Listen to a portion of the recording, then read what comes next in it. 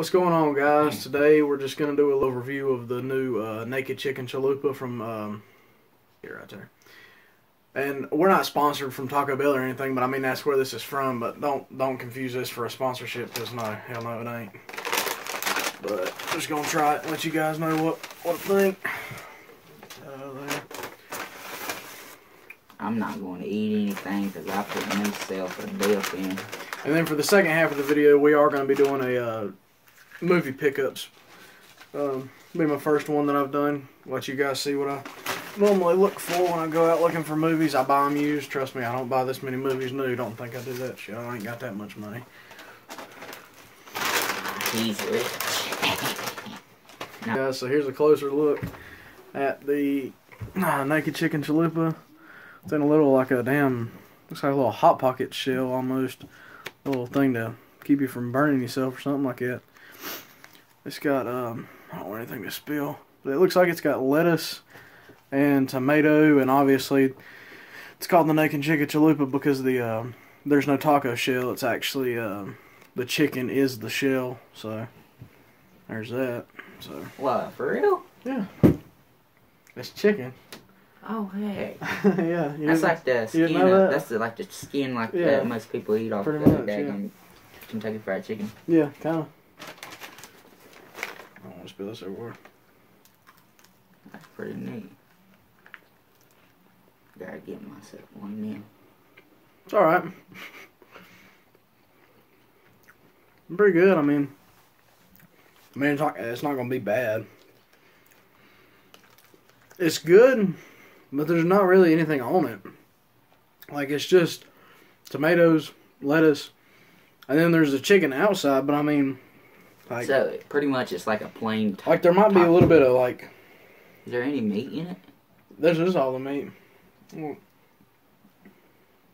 Oh. So, it's just a plain taco. It's just, like, tomatoes, there's some cheese in there, and then there's lettuce, and then there's, like, a little bit of... whatever kind of sauce Taco Bell uses. But there's no meat because, I mean, the meat is on the outside. But one thing, I mean, I do hot stuff all the time, and this ain't hot to me, but I mean, I could see how this would be hot to somebody because it's got a little bit of a kick to it. Like that, that one hot sauce you was eating. Hell yeah, go check out, on Bubba's channel, he uploaded, we had some Carolina Reaper hot sauce. Oh my God. Yeah, if you want to see I felt like I was going to die. Good Lord. What was that video called? T-Bone's birthday party. Yeah, go on Bubba's channel and check out, type in T-Bone's birthday party, and you'll get to see me try some damn Carolina Reaper hot sauce. That shit burned me up. But yeah, it's got a little bit of a kick to it. It's good, though.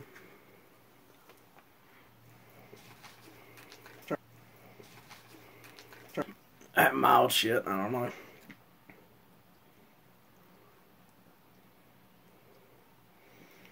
Sauce better. I didn't really make it have anything going for it either. I don't know, it was alright though. Like, I'll say that and I'll put more on there. Alright, that's it for the food review part of this. Review, whatever you want to call it.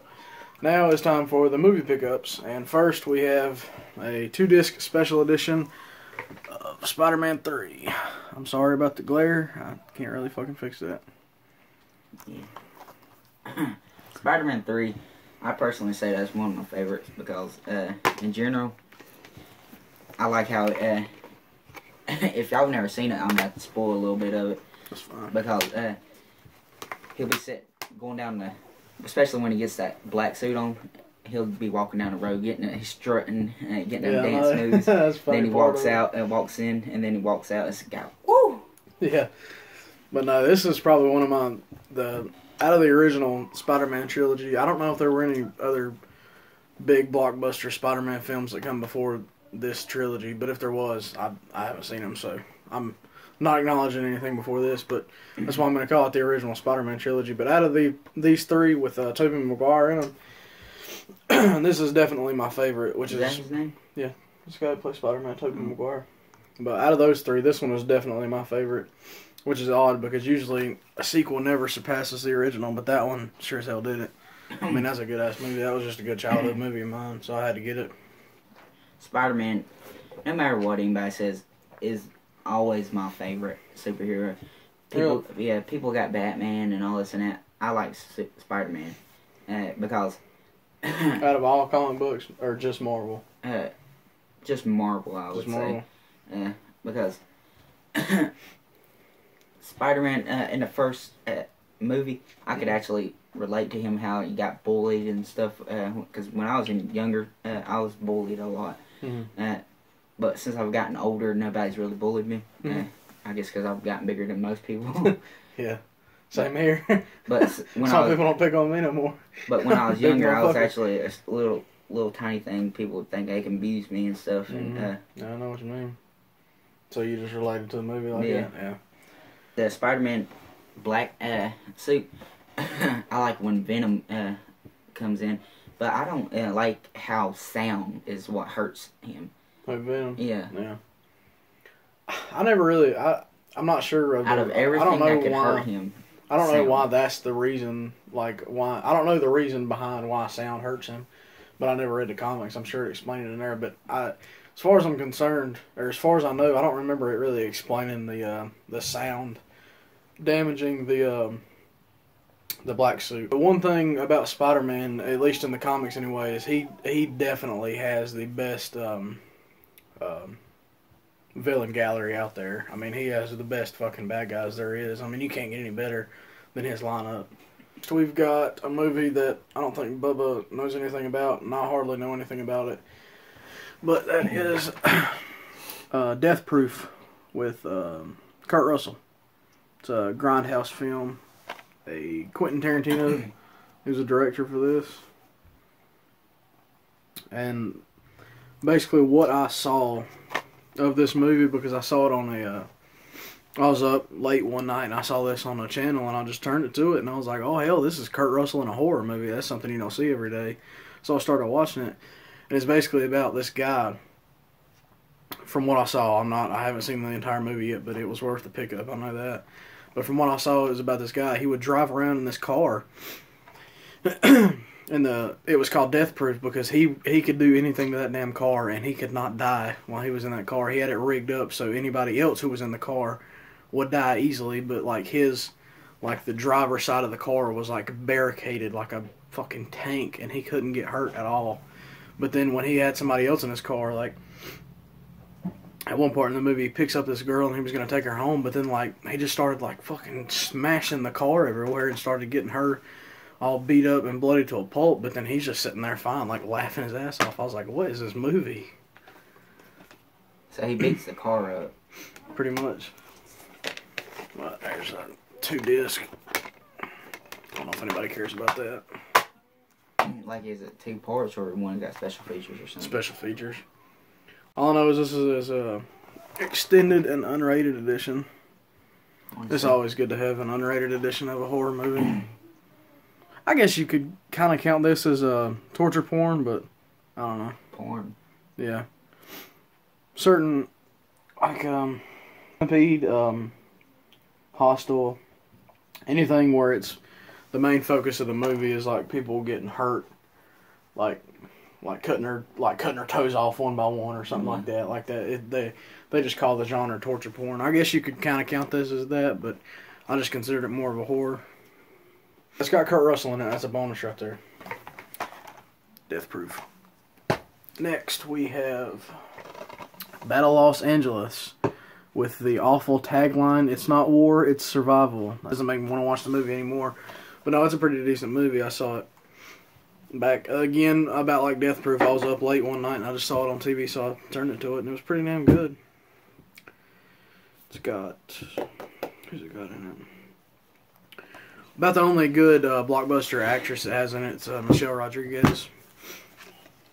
Her from Fast and the Furious films. It's really cliche, but it was a really good. I didn't really like it for the action. I liked it more for the drama and the story it had in it. But it's basically about aliens that come down, and then they had I think I've seen that. The infantrymen have to fight them off and everything like that. I mean, it like I said, it's a cliche genre, and a cliche concept. But I mean, it was a pretty good movie. It wasn't the best thing I've ever saw, but I mean, it was worth picking up. Next we have Probably one of my favorite zombie movies out there, 28 Days Later, which is a really good movie. It's probably not everybody's cup of tea. And the sequel, 28 Weeks Later, no, that movie was trash. That was just a straight action movie. There was no horror in that movie at all. I really didn't like it.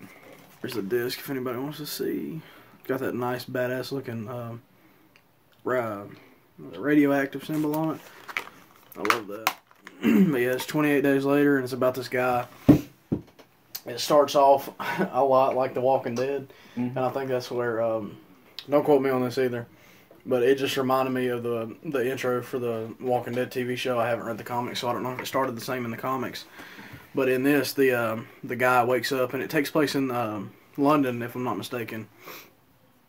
And the guy wakes up in a hospital, just like Rick Grimes does on The Walking Dead, and he's walking out, and then he sees all these zombies, and he starts running, and then he just meets up with a group of people, and then starts taking refuge with them. I don't know which one came first, so I don't know which was inspired by which, or if it was just a coincidence. What year did The Walking Dead come out? There's the back. Anybody? Look on this movie. Anybody? I don't know. You probably can't really see that, but I'm just trying to give a little overview of everything. ATL, starring T.I., the really good rapper, in my opinion. I don't remember a whole lot about what this movie is about, but I remember I watched parts of it with my dad when I was real little. And I just really liked what I saw of it, and I figured I'd give it a shot again. It was worth a pickup.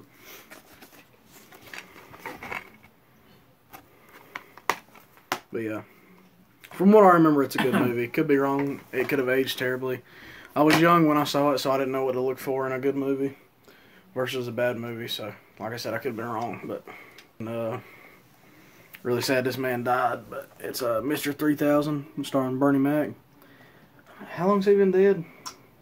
I don't know. He died right when the first Michael Bay Transformers came out, because I'm pretty sure that was his last, if it was one of his last, if not his last appearance on film, because they shot that right before he died, because I know he was real sick. But yeah, just rest in peace to Bernie. So yeah, this is a pretty good movie. He was a Bernie Mac. He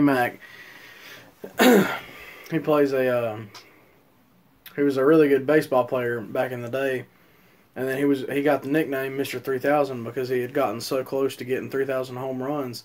And everybody figured that because he was so good and because he wasn't going to stop anytime soon, he wasn't anywhere near close to retiring or anything like that.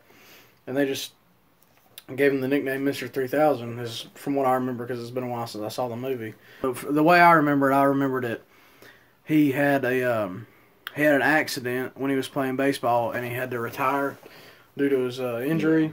And then when he got older, and then he had been, for whatever reason, thought about going back into baseball, and he starts training again, and basically that's where the movie picks up, is when he's later on in life, middle-aged, he starts training to go back into baseball to finally get those 3,000 home runs to fully earn the title. But he never does. I don't remember if he does or not. He might not. I'm not sure. Next up, we have another Spider-Man, but not the Tobey Maguire one. Oh, sorry. It is The Amazing Spider-Man with Andrew Garfield. This actor... I like this movie. I really like that movie. Yeah, that actor, he actually, he suits the daggum, Spider-Man? Yeah. Yeah. But, only bad thing about it, he's not an American actor, he's a British actor. Yeah, I'm pretty sure. Just like Thor. Yeah. Chris Hemsworth. But yeah, this movie's pretty good. And the only reason they did it was because they wanted to do because the comics have different, 3 or 4, if I'm not mistaken, 3 or 4 different universes, because there's original, there's Ultimate, there's Amazing, and there might be one more, but there's different universes and timelines of Spider-Man. And this wasn't supposed to be just a reboot. Technically it was if you look at it from a movie standpoint, but if you look at it from a comic standpoint, all it's doing is just starting on a different timeline of Spider-Man, because they had already went through the original Spider-Man back when they had Tobey Maguire. Well, they ain't actually went through all of them. Because all of them, they didn't yeah, bring no. Hulk in and all of them. Yeah, I think it's a good enough movie. Haven't seen the second one yet, but yeah, this one I thought it was pretty good. Did you like it? Yeah, I like that. I can't say I liked it as much as the older ones. But the second one is actually kind of sad. The second one of that? Yeah. I haven't seen the second one. I know that, spoiler alert, just click ahead if you want to miss this, but I know that Gwen Stacy supposedly dies, but they never really, like, and then for some reason people started to doubt it for whatever reason. In the second one? Yeah. Well, heck, they went to her grave and everything and buried her. I don't know. You gotta watch it. I think I got it. And the next one we have, sadly, was a rental exclusive, so I'm not mistaken. This is more than likely just the movie only, so no special features or anything like that, but at least I get the movie, right? Is the Robocop Reboot. I don't know who this has in it. I don't know if it even follows the same story from the original Robocop, but I fucking love 1984 Robocop. And I like the older version that I seen, so I hope that was any good. I'm hoping this one will be as good. I know it won't be as good, and I know it damn well won't be better. But I'm hoping it stands true to the franchise because I love 1984 Robocop. Like I said earlier, that's just a badass movie. But yeah, I don't know. Hopefully it'll be good. I do like the design of the new Robocop that they gave him. Mm-hmm. I just don't know if it'll It's be. not as big and bulky as Yeah, it's more slim and sleek and more, I don't know, like aerodynamic. He looks like a damn car. Like, he looks like he's fucking part of that motorcycle, doesn't he? I don't know, that might just be me, but he looks like the suit looks like a damn car almost. I don't know, but there's that one. Next, we have another rental-only movie, which is The Darkest Hour, which is like it tried to go for horror, but it wasn't horror at all. It was more of an action drama, if you can even call it a drama. It was mainly just action, but it wasn't a bad movie at all. No, it was a pretty good movie. Basically, from what I remember, it's about the premise when that new horror movie that recently came out called Lights Out. I do have that movie, but I haven't watched it yet, so I don't know if it's any good. But that movie reminded me. I'm pretty sure it got inspired from this a lot, because in this, they're on vacation somewhere, and then the city has like a fucking something wrong with the lights, like a blackout or something. But the enemies, God, this ain't a fucking game.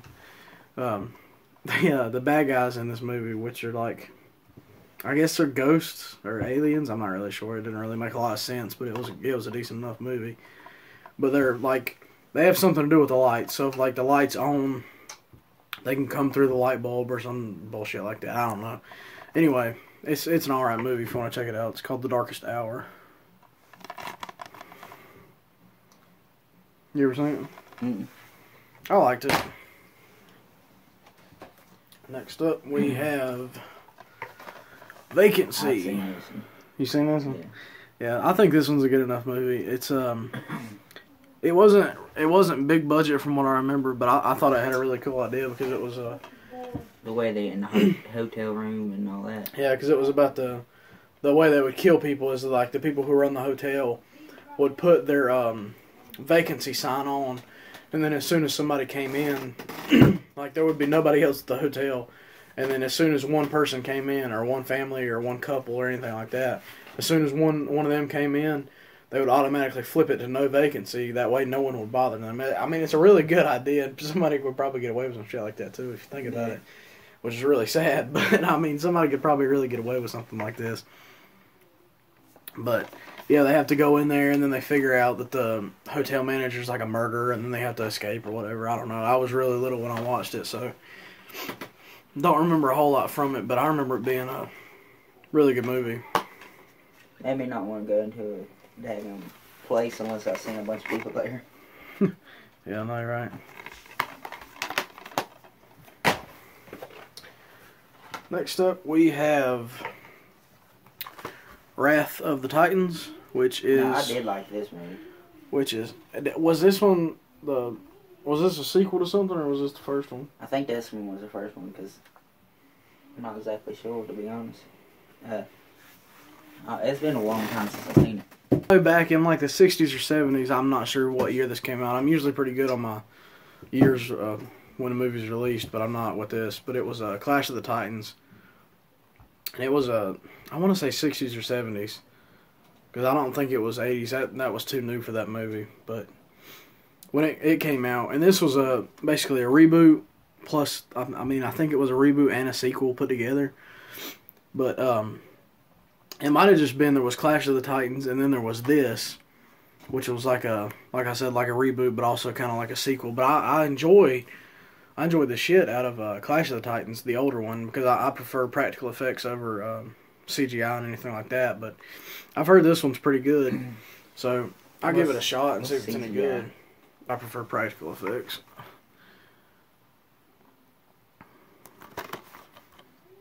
There's the back if anybody wants to see.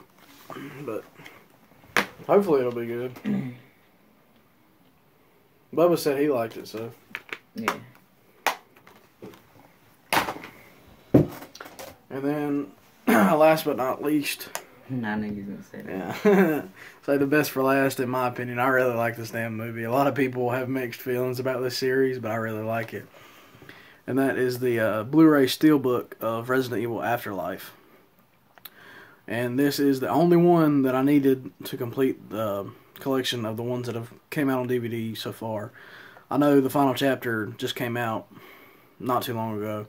And if I don't get around to seeing that one in theaters, I will definitely pick it up on DVD, because here soon, that's another thing you could expect from me, is a marathon. I'm going to try to marathon all the Resident Evil movies, because there have been...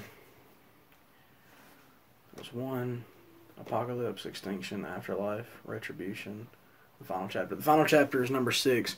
So I've got 5 of these to watch through, and I'll probably try to marathon those and then have those reviews at least kind of similar together.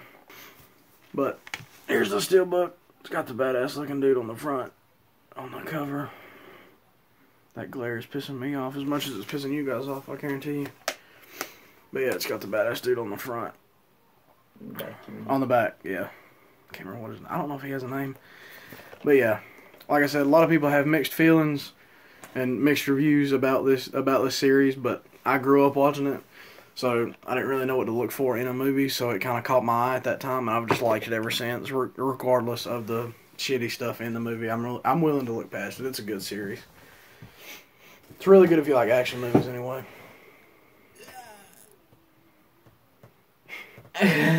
That's a damn thumbnail. Keep watching T-Bone, because he's going to have more on here, because like he was saying, he's going to have a marathon about these movies and everything. So be expecting a bunch of movie reviews and vlogs and stuff, like I said. Like if you watch his first video, you'll find a bunch of stuff what I'm talking about. But yeah, I was just going to show you guys. Here's the rest of them that I have.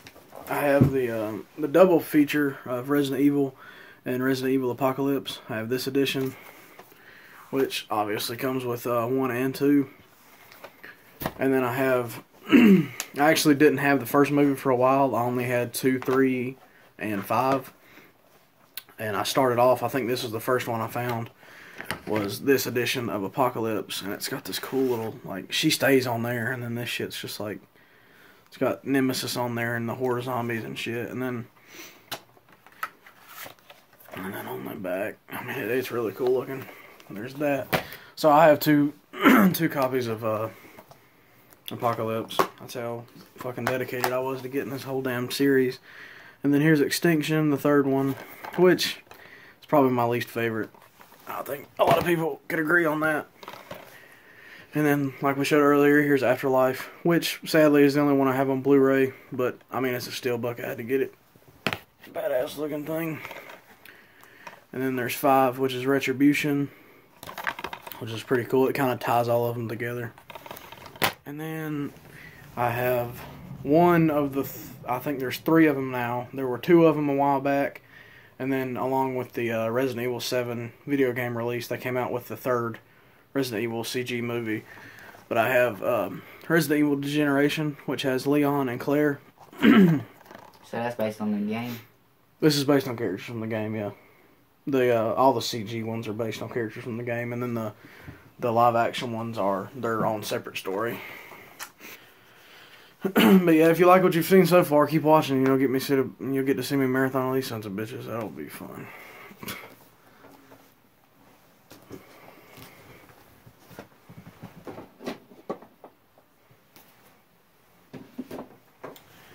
But yeah, anything else you want to say? Mm-hmm. Hope you guys enjoyed this video, and always remember, dreams are never that far away. I hope you like what you're seeing here, and I will be getting some movie reviews up soon. I wouldn't expect to see me do a review of every damn thing I have in a movie pickups video, because that would just be too fucking long. I'm probably just going to do them on like either really, really good movies that I think are everyone should watch, or that are my favorites, or I'm going to do them on really, really bad movies, on movies that I think no one should watch, and it's funny as hell to review them. But anyway, hope you guys have been enjoying what I've been putting out so far. I'm enjoying doing this for you guys. Just drop a comment if you have any questions about any of these movies, or comment if you like any of these movies, anything. Be sure to hit that like and subscribe button. I really appreciate it. I mean, it's harder than it looks to move up on YouTube, trust me. And then, yeah, Bubba knows what I'm talking about. Yeah. I'll probably have a vlog going up soon. So do what you gotta do when you really want to do it. Have fun with your life while you can. And like I said earlier, remember, dreams are never that far away. Hope you enjoyed it.